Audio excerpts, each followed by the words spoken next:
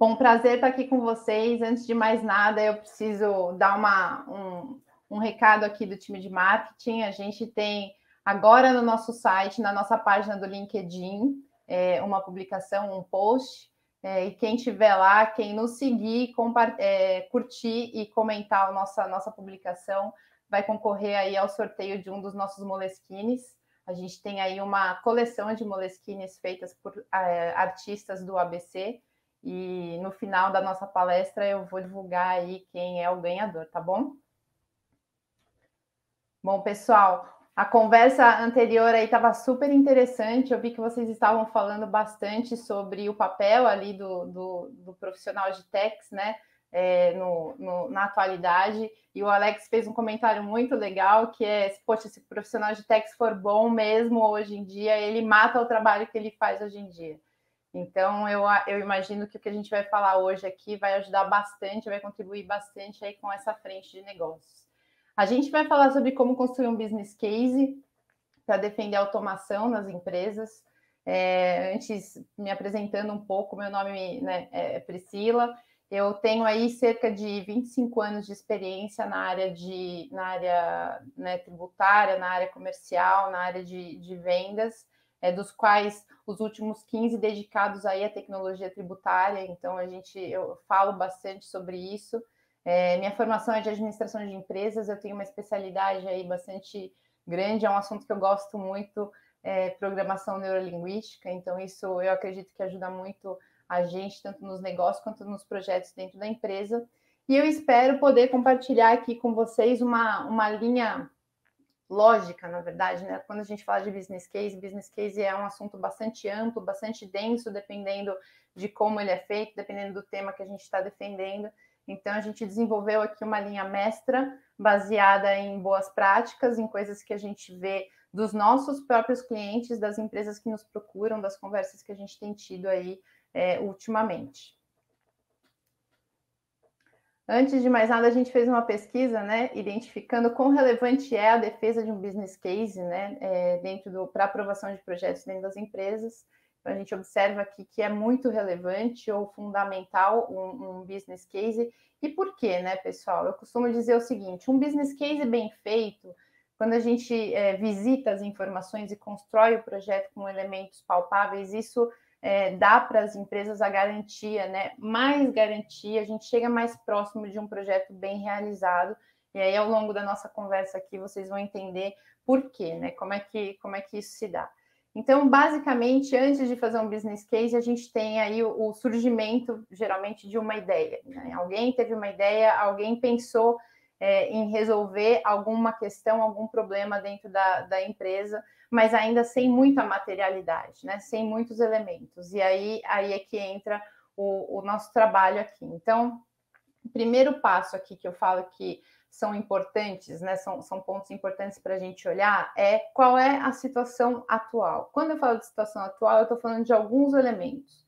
O primeiro elemento olha para o lado, né? Olhe para os seus parceiros de negócio, olhe para a sua cadeia de valores, para os seus concorrentes, para os seus fornecedores, para os seus clientes, e entenda qual é a situação atual do seu mercado. Né? É um mercado em declínio, é um mercado em crescimento, é um mercado que eventualmente tem substitutos entrando ou ele está mudando. Ultimamente a gente tem sofrido muitas mudanças em alguns mercados, né? Frente à pandemia, por exemplo, o mercado do varejo mudou completamente para o mundo eletrônico. Então, observe isso e veja qual que é a tendência ali do seu mercado. Olhe também para a sua empresa. As empresas passam pelas mais diversas situações. Tem muitas culturas diferentes. Então, como é a sua empresa, em que momento que ela está? Ela está num processo de M&A? Ela está num processo de lançamento de IPO? É uma empresa familiar, onde a tomada de decisão ali é mais restrita a algumas pessoas ou não? É uma empresa gerida por executivos, né? É uma empresa que está bem posicionada no mercado ou não? Então, observe essas informações. E olhe também para as tendências do seu mundo, do seu mercado. Aqui, falando de automação tributária, eu trouxe alguns dados aqui bem rápidos para compartilhar com vocês sobre uma pesquisa que nós fizemos em parceria aí com a Arquivei no final do ano de 2021. Essa pesquisa contou com algumas empresas acho que cerca de 400 empresas, das quais 55% das empresas estão no lucro real. Uma das perguntas que eu trouxe aqui para compartilhar com vocês é o quão importante é os profissionais terem experiência em automação de processos para as empresas, né? Eles serão mais procurados do que antes. Então, entre provável e muito provável, a gente tem a grande maioria aí das respostas concentradas, ou seja, esses profissionais serão muito valorizados ali daqui para frente. Uma outra pergunta que a gente fez que me chamou a atenção o quão as empresas mais abertas à tecnologia estão dispostas a reformular o processo de techs. E na palestra anterior, no painel anterior, eu ouvi bastante a equipe falar sobre o cenário de techs, né, tendo sido visto nos últimos anos como regulatório, como mandatório. A gente não tinha muita alternativa para fazer muitas coisas, a gente tinha que seguir, tinha que respeitar os prazos. As empresas foram atropeladas por projetos ali da cadeia do SPED. E hoje, né, na atualidade, as empresas estão mais dispostas ali a melhorar os seus processos, né, a rever ali as práticas, melhorar e aí, consequentemente, também automatizar. Então, a maior parte das respostas foi provável ou muito provável.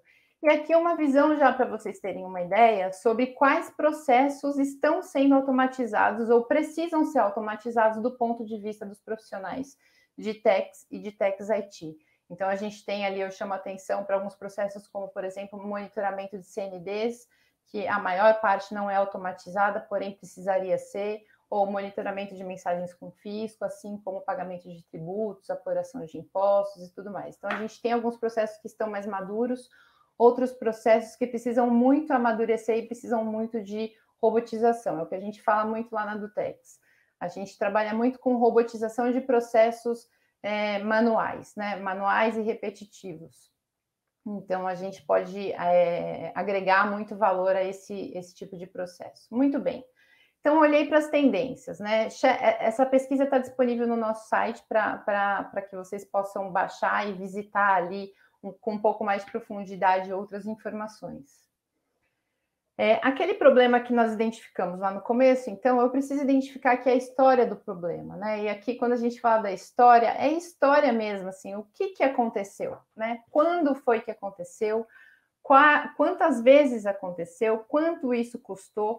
Quando a gente visita a história, a gente enxerga ali no entorno coisas relacionadas além de custos, relacionadas a risco, relacionadas a desgastes, relacionadas a uma série de outras coisas ali que a gente pode materializar num próximo passo. Então, visite a história do problema, faça perguntas, eu falo muito sobre isso, faça perguntas, o que aconteceu, quem foi? Foi muito ruim, ou demorou muito, ou custou muito caro, comparado ao quê? Essas perguntas começam a ajudar a gente a materializar ali o problema.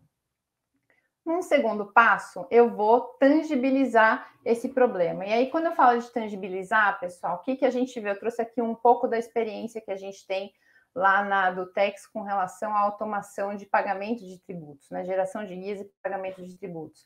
Primeiro ponto que as empresas visitam, né, geralmente, o custo com a operação atual.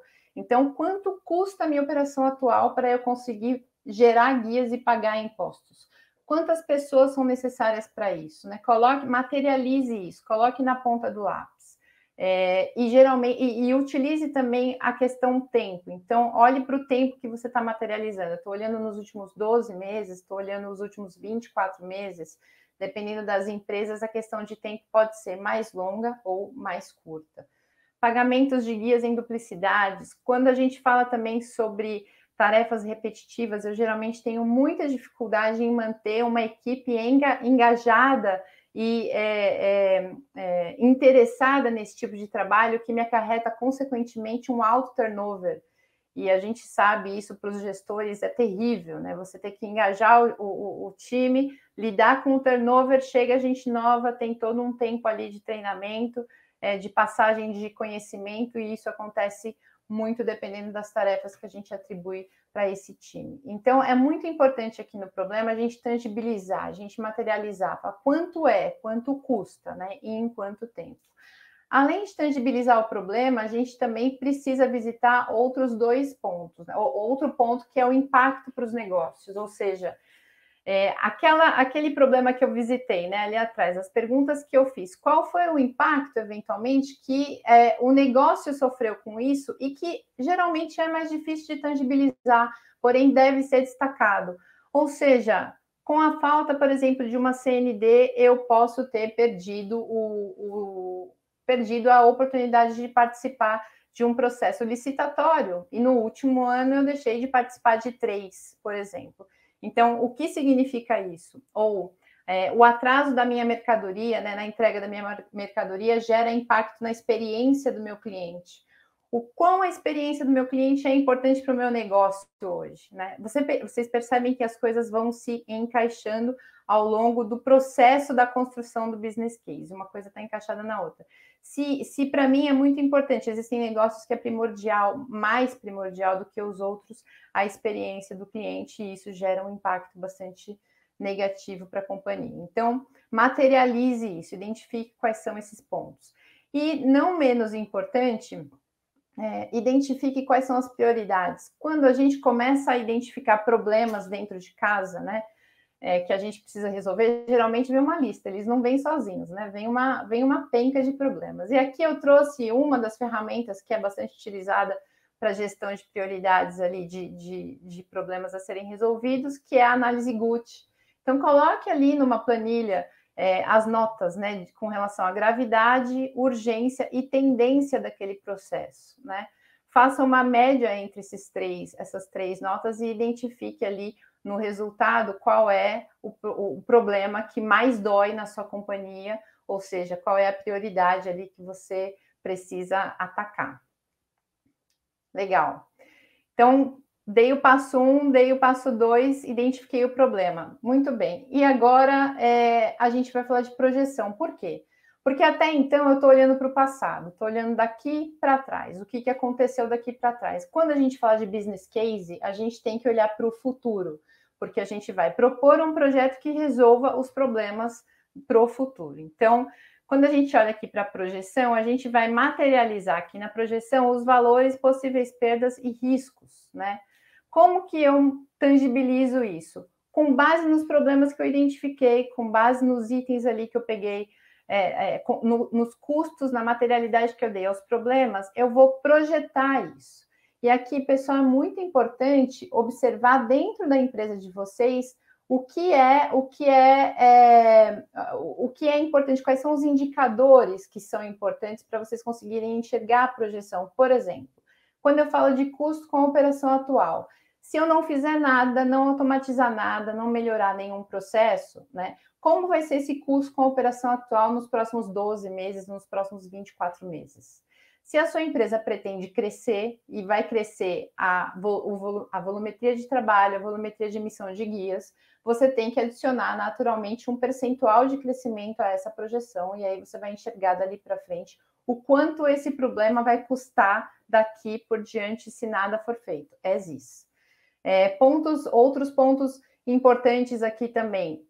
Detalhe o quanto você conseguir dentro da sua companhia. Por exemplo, quando a gente fala de operação atual, existem empresas que são divididas entre impostos diretos ou indiretos, ou existe ainda outras divisões com relação a esferas federal, estadual, municipal.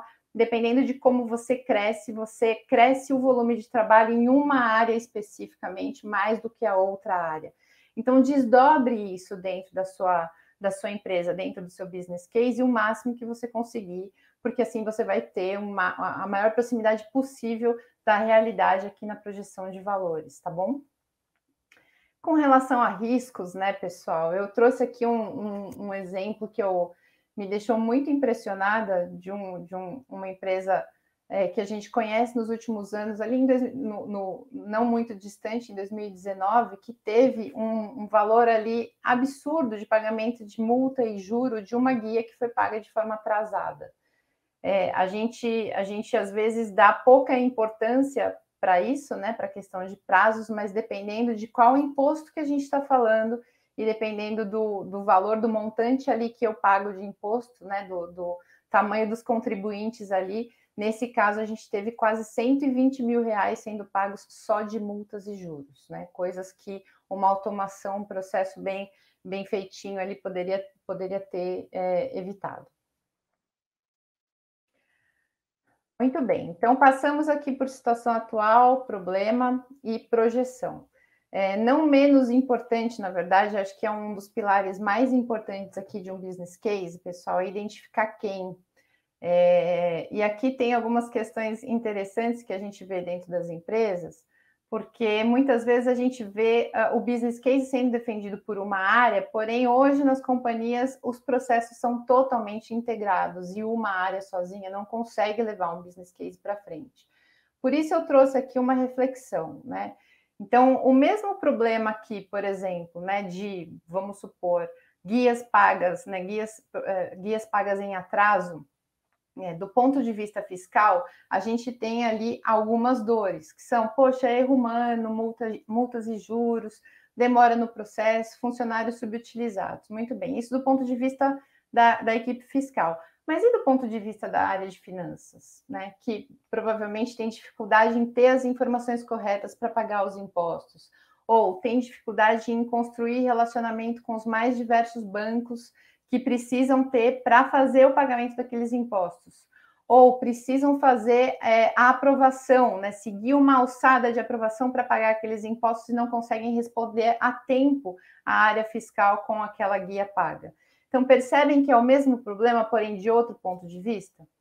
Assim, eu também preciso visitar as outras áreas, como do ponto de vista de vendas, por exemplo, problemas com prazo de entrega. Do ponto de vista da equipe de governança, eu consigo ter esse processo padronizado, íntegro, a informação sai de um sistema e vai para o outro sistema de maneira lean, né? Não tem nenhuma intervenção ou risco de erros e inconsistências nas informações.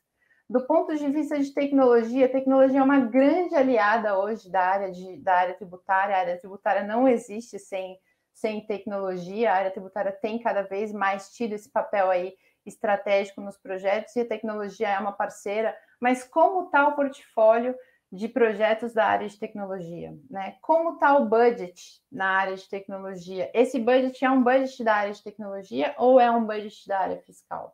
Como eu construo essa defesa? É aceitável para a área de tecnologia ter um projeto de longo prazo ou não? Eu preciso trabalhar com quick wins, são projetos mais curtinhos. E qual o cenário sistêmico atual que a tecnologia é guardiã, né? A área de tecnologia precisa ter cuidado com isso, ter atenção com isso. Se eu não conversar com a área de tecnologia para entender como eu dou sentido a essas coisas, né? Faço com que essas coisas se encontrem, o meu projeto, o meu business case vai ficar ali com falta de informações. E do ponto de vista jurídico e regulatório não é diferente, eles com certeza sentem dores ali num processo que é causado ali na área fiscal, e não menos importante também a área de compras. Eu vejo muitas empresas partirem para o mercado ou fazerem grandes empreitadas ali em projetos sem saber, sem envolver a área de compras de maneira desde o início, né? Então saibam como funciona a área de compras das empresas de vocês, quais são os processos que eles gostam de seguir, que eles precisam seguir, como que eles costumam trabalhar para que todas essas pontas se conversem. Com base nesse levantamento, pessoal, a gente vai conseguir fazer um engajamento melhor de todas essas áreas para o business case de vocês. E aí, finalmente, a gente segue aqui para o objetivo, né? Então, visitados todos esses pontos aqui, a gente chega na parte do objetivo. Então, no meu business case, é muito importante a gente definir, tendo visitado todas essas informações, o que eu quero fazer? Qual que é a proposta de valor aqui desse business case? Por exemplo, implementar uma ferramenta que automatize a geração de guias, né, reduzindo o tempo de X para Y, economizando X horas de trabalho, evitando a perda ou o gasto de X mil reais. Então, declare qual é o objetivo do seu business case o máximo que você puder. Engaje os seus parceiros, né? Ou seja, tanto internos quanto externos. É muito provável que você vá precisar de fornecedores, de parceiros de tecnologia. A gente vive isso muito junto com as empresas. Então, engaje os parceiros, seja transparente, declare para os parceiros o que é que você quer e como que eles podem te ajudar. Peça ajuda. As pessoas tendem a serem muito mais apoiadoras quando a gente compartilha os objetivos com ela, quando a gente compartilha aonde a gente quer chegar. As pessoas se sentem fazendo parte ali do seu business case. E defina papéis e responsabilidades dentro desse cenário. Lidere esse processo, né? Identifique quem é que precisa entregar determinada informação ou quem é que vai precisar entregar determinada fase do projeto, determinada informação no projeto dali para frente, caso o business case seja aprovado, caso você consiga seguir em frente com isso. Não, assim, muito importante, projeto cronograma e custos versus a economia, o que vai te dar a visão de payback. Então, com base aqui no que eu levantei de projeção de tendência, né, de custos, versus as informações que eu preciso investir, o que eu preciso investir nesse projeto. Eu vou fazer uma informação, vou colocar isso numa linha do tempo, né? Vou construir um cronograma para isso. E, consequentemente, eu vou descobrir ali um payback, né? Ou seja, o tempo de retorno daquele projeto. E quando a gente fala de payback, eu fiz essa pergunta para várias empresas, né? Qual que é a média ideal ali de payback? E não tem um número mágico aqui. Depende muito da situação da sua empresa. Se você está ali, né, numa empresa onde eu brinco que o mato está alto, tem muita coisa para melhorar, tem muita coisa para evoluir, muitos projetos para acontecer, muito provavelmente serão aprovados os projetos que tiverem payback mais rápido, né, payback mais curto. Enquanto que se você está numa empresa que está mais estruturada, mais equilibrada e os projetos, as oportunidades estão sendo caçadas, né? A gente precisa realmente encontrar os pontos ali de melhoria, os pontos de aumento de eficiência, de aumento de produtividade. Às vezes eu consigo trabalhar com um payback um pouco mais extenso. Então, por isso a importância de você conhecer a sua empresa e conhecer a forma como a sua empresa toma a decisão e principalmente quem é que vai tomar essa decisão, quais são as prioridades, qual é a agenda desse board, desse comitê. Com relação a custos, muito importante vocês olharem ali, visitarem algumas famílias, né, de custos. Então, ferramentas, quanto eu vou precisar investir em ferramentas para desenvolver esse processo, o quanto eu vou precisar investir de implementação e de integração com os sistemas que eu já tenho, como que essas ferramentas novas se conectam com o meu cenário atual. Qual é o investimento que eu vou ter em manutenção dessas ferramentas? Aqui eu falo muito a área fiscal, na verdade, ela demanda muita manutenção, demanda muita atualização legal. A gente faz isso lá internamente na Dutex no dia a dia. A gente sabe bem que o fisco muda mais do que as mulheres mudam de cabelo, então esse é um custo bastante alto. E os meus custos internos, quanto eu vou precisar investir de tempo, quais são os times que serão envolvidos nesse projeto, para que eu consiga estabelecer ali uma visão completa de quanto eu preciso investir para ter aquela economia, e aí sim eu tenho o payback ali no final. Importante, pessoal, ajustem o payback o quanto vocês precisarem, né? Eventualmente você faz ali, tem ciclos isso, você faz uma primeira vez o seu business case e você vê que você está tendo um payback ali de, sei lá, 3 anos, 5 anos. Poxa, isso não é suficiente. Será que eu consigo fasear esse processo? Será que eu consigo fazer pequenas entregas? O quanto eu consigo negociar aqui com as áreas internas, com os fornecedores, com os meus parceiros, para poder viabilizar e eventualmente eu não consiga fazer o projeto inteiro numa primeira onda, mas eu consigo fazer pequenas entregas e ir melhorando ao longo do tempo, tá bom? Aqui eu trago alguns cases para vocês de empresas que trabalham conosco, então, para a gente poder materializar um pouquinho, né? São todas empresas que fizeram esse trajeto aqui de business case. Então, uma primeira empresa que tem uma diversidade muito grande de impostos ali, a gente teve uma economia, a gente tem uma economia nessa empresa de R$430 mil por ano, né? Garantindo um payback de 2 anos e meio, com a solução de automação de pagamento de impostos.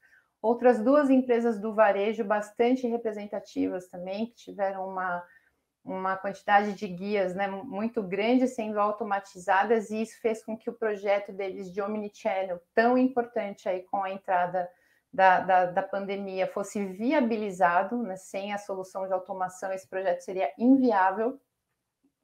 E uma outra empresa do segmento de indústria, que é um pouquinho diferente, que economiza cerca de R$300 mil com diárias de caminhão parados em barreiras fiscais, em função da falta ali do recolhimento da DIFAL no processo de operação. Então, aqui são algumas informações que eu gosto de materializar. A gente na Dutex tem muito orgulho em dizer que nós economizamos mais de 40 mil horas no mês para as nossas empresas, para os nossos clientes. Isso significa 1 milhão de guias geradas por mês e uma economia de 8,2 milhões no ano para os clientes que a gente atende, para o nosso ecossistema. A gente gosta muito de trabalhar aí com o que a gente trabalha, né, simplificando as rotinas fiscais. Hoje a gente tem mais de 2 bilhões em impostos sendo processados pela nossa plataforma, e atendemos aí cerca de 300 grupos econômicos, representando aí mais de 6 mil CNPJs, fazendo todo esse trabalho aí de automação. Então, nós somos uma startup, já fomos criados aí há um pouco mais de 2 anos, mas a gente já tem aí uma robustez bastante legal e bastante experiência em automatizar o processo de comunicação das empresas com o fisco no que diz respeito a pagamento de impostos, gestão de certidões negativas de débito e a comunicação aí dos contribuintes com o fisco nos domicílios tributários eletrônicos. Pessoal, eu termino por aqui. Eu queria passar um videozinho para vocês do nosso último case que nós lançamos no final da última semana com a Sephora, onde o Guilherme conta para a gente um pouquinho de como foi a experiência dele nesse processo de automação. Mas por uma incompatibilidade técnica a gente não vai conseguir projetar, mas eu deixo aqui o convite para vocês visitarem nossa página no YouTube, onde a gente tem esse e outros diversos cases, e deixo aqui meus contatos. Esse é um tema que eu particularmente gosto muito de conversar. O nosso time na Dutex está totalmente preparado para conversar com vocês também sobre isso e ajudá-los aí dentro das companhias para construir business cases aí de sucesso. E eu gostaria muito de obter aí o feedback de vocês com relação às informações que a gente compartilhou aqui. Faltou alguma coisa? Seria legal falar de alguma outra coisa? Enfim, a gente pode ir conversando também ao longo dos próximos dias.